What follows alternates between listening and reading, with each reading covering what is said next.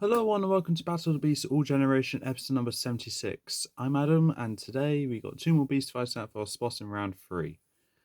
We'll get right into introducing these beasts. I personally believe this is a bit of an obvious, not really kind of obvious matchup.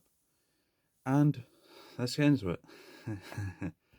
Representing Series 11, the New Age, the Slayer of Equinus the Spirit Horse in round 1.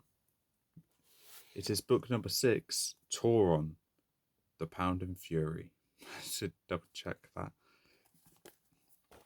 And representing Series 27, the Destroyer of a Quarter, the All-Seeing Ape in round 1. It is book number 1, Gorog, the Fiery Fiend. So now we got Tauron versus Gorog. Ultimately, I think it's an alright matchup. A Centaur versus a Varkule. The battlefield would be a... Let's go with a... Let's go with a plains kind of arena.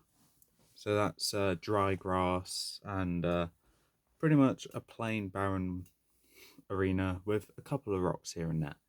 So let's get into the stats.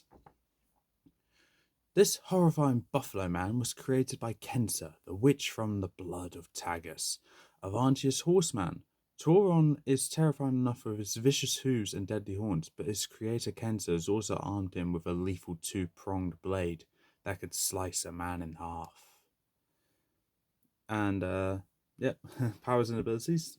Tauron has likely flight, weapon mastery, enhanced reactions, and enhanced strength. Equipment is a two-pronged sword and a steel-clawed knuckle. Wolverine claws, as I call them. And weaknesses is heart covered by weak flesh. And moving on to Gorog now. Now, with Gorog, along with any other beasts from Series 25 onwards, I have been writing down their own bios, I guess, for them, because they don't have their own in the Holy Bible, so I need to make up my own. And that's what I did for the new generation tournament with the Series 25 and 26 beasts. So that is the reason why they have a bio, even though they don't have one in the Bible. That's what I'm trying to say. Anyway, let's go into Gorog. After a mysterious skeleton named Caradin revived 3 beasts, one of which was a monstrous Varkule. Tom and Alina have faced Varkules before, but none as dangerous as Gorog.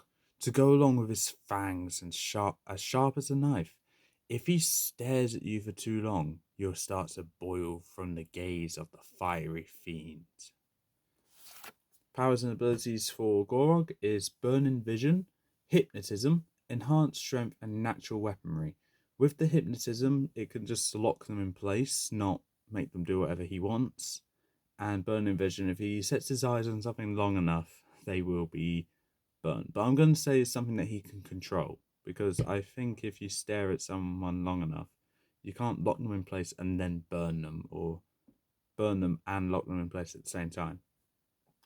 Weaknesses is an acid weakness, so not bad.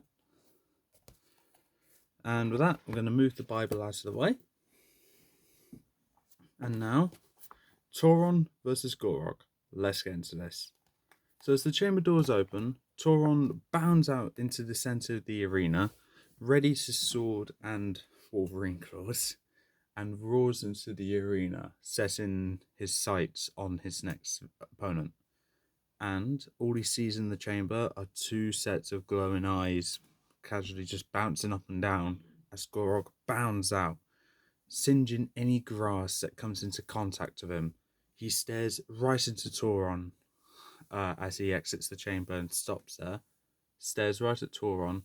Tauron goes to charge but can't seem to move. He seems to be locked in place. Gorog charges up towards Tauron and lifting up...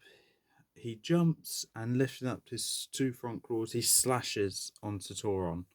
Slashes at Tauron. Tauron is knocked back and released from the hypnotism. Roars in pain from this and charges up to Gorog as Gorog's staring right at Tauron. Tauron is about to take off flying, ready to slash at Gorog from above, but Gorog was staring at Tauron's wings, which spontaneously combusted. Tauron tumbles to the ground, but is able to get back up, keeps stampeding towards Gorog. He lifts up his sword and slashes at Gorog across the side of him. Gorog roars in pain and slashes at Tauron's back legs, and Gorog then decides that he's going to shrink the battlefield a bit. So he stares at the dried up grass around him and he burns it, and all the grass starts expanding around the arena, causing Tauron's arena space to be a lot shorter, whilst Gorog's able to go into the fire. Tauron, knowing that his heart is very poorly protected, he needs to make sure Gorog doesn't get there. Gorog stares right at Tauron, and Tauron can feel some heat radiating off of him. It's not before long where he realizes his insides starting to boil over. So he is moving as fast as he can. He jumps into the fiery part of it, readies his sword and knuckle, and stabs right into Gorog's back. Gorog roars in pain and rolls over, pushing Tauron onto the fire. Tauron is also roaring in pain, removes the steel knuckle and stabs Gorog repeatedly, trying to attack Gorog, damage him as much as he can. Gorog's not having any of it though. He's able to shake Tauron off and slashes Tauron right across the face, scratching at one of Tauron's eyes. Tauron gets back up and is trying to make his way back to the safe part of the arena. Gorog won't let him know, and he bites down on Tauron's rear leg and pulls him back into the fire. He then pins Gorog down. No, he pins Tauron down, and he stares at one of Tauron's arms, his sword arm, and as Tauron was about to lift his sword and slash at Gorog's face, Tauron felt his arm almost burst with the amount of heat that Gorog set his eyes upon. Tauron goes through the same thing with his clawed knuckle hand, but the same thing just happened there.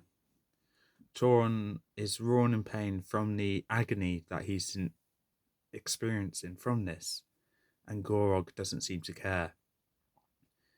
He then goes on to move up to Tauron's chest, pins him down, sticks his claws into where his heart is. Tauron can feel Gorog's claws just scraping against his heart. Tauron is understandably terrified at this point because he doesn't know what Gorog's going to do, and Gorog just stares at Tauron's face. He sees the fear in Tauron's eyes, but Gorog is laughing. Tauron can feel his head starting to boil. He's feeling excruciating pain as the inside of his head is starting to boil. He can feel it. He can feel like it's going to explode any minute, and Gorog's just watching there, making it happen. He then, at the same moment the head was about to explode, Gorog does this, closes in his claws, and scratches right through the heart, dividing it into fifths, let's say, or sixths, I think. I don't know. Scratching it into pieces as Tauron's head explode at the same time. Tauron's body goes completely lifeless, and Gorog makes his way back to his chamber, satisfied with his excruciating end for a centaur. So with that, Gorog has won, Tauron has lost. If you think Tauron should have won, please in the comments below why you think that. However, my word's final, and Gorog's moving on to round 3. I gave Gorog the victory because his heat vision and hypnotism is stupidly overpowered. And if Tauron doesn't have any ranged attacks, he needs to risk getting attacks himself just to attack Gorog. So with that, I had to give Gorog the victory, and I did. But with that being said, that's all for this time. If you like what you saw, leave a like, leave a comment, don't forget to subscribe, press this on notification bell down in the corner below, and I'll see you next time.